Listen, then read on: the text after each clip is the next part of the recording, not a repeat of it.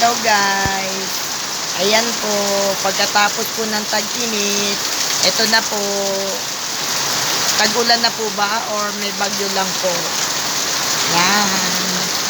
Yan guys. Yan. Ang lakas po. Yan. Naliligo sa ulan. Yan po. Pagkatapos ng tag-init, tag-ulan na.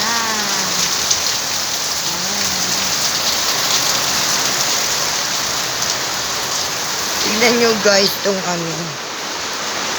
tignan nyo tong halaman ko. Ito po yung moonlight na galing pong Baguio, nasunog po sa kainitan, sa sobrang init.